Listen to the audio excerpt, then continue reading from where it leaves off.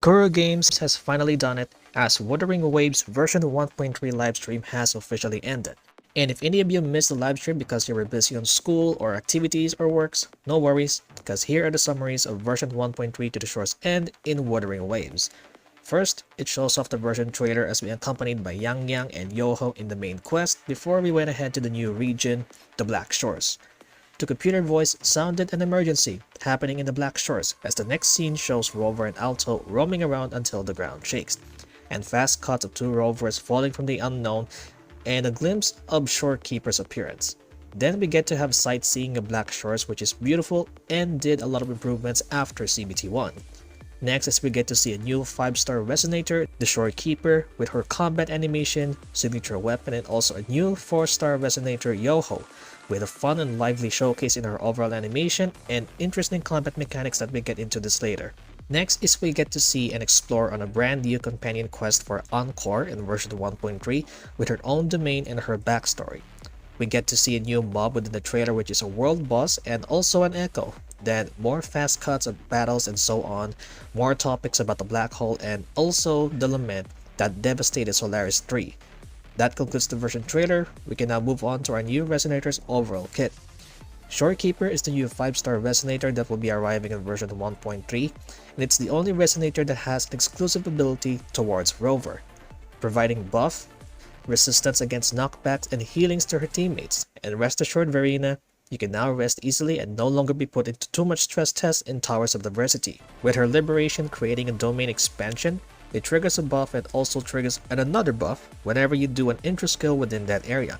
The best part is that Shorekeeper also has the ability to turn into a butterfly and automatically picks up plant and other collectibles without the need of pressing the F button. So if you're planning to get her, wish you best luck on your summon session on the next update. Next, we get to see a new 4-star Resonator, Yoho, with a showcase and her diverse combat mechanics. Surprisingly, she will be the first 4-star Resonator that has an RNG on her kit, except on her Liberation. As soon as you land a hit on any enemy with your Liberation, you'll have the option to pick which of these 4 would you get, and each one has its own buff that can provide for yourself, for your next swap character, or for your whole team. We then get to see new 4-star series of weapons and a signature weapon for Shorekeeper. And a mob earlier that I mentioned in the trailer is a new 4-cost echo called Fallacy of No Return, and it's a world boss. The best part about this echo was his ability to go full load JoJo Bizarre mode against enemies. Kudos to Kuro Games for that wonderful reference, and JoJo fans out there, you are welcome in Wuthering Waves. We then have new mechanics and exploration in Black Shores, where you can use Portal to go to other dimension and different rooms while doing puzzles or treasure hunting. And as for limited events, we got 7-day login event, and you get 5 standard pool and 5 limited feature pools. We also get an area exploration event and photo collection event, area battle challenge event, Parker collection event, a co-op battle event where you can fight hologram bosses by yourself or with your friends. We also got a rerun of Lolo campaign commission event, you know, the hamsters thing inside of a spinning wheel, a new ongoing event where you collect cartridges within Black Shores and deliver it to NPC, just like how Wind Chimes works on Mount Firmament. But in this case, the more cartridges you deliver, more special enemies will appear in that region that gives you 3 chests at once. And finally, we got Inferno Rider as our new tactical hologram boss in the next update, so we know that this rider got new moves as the difficulty goes higher. Now we move further to optimizations and quality of life changes in version 1.3. You can now discard your echoes of your liking, and you can also batch merge your echoes to have more space in your inventory, so no need to sit on a chair while spamming merge button for hours, guys. We also got summary feature, where to those who are skipping the story, myself included, you can now read the brief details so you won't miss out the keynote before you skip to other scenes.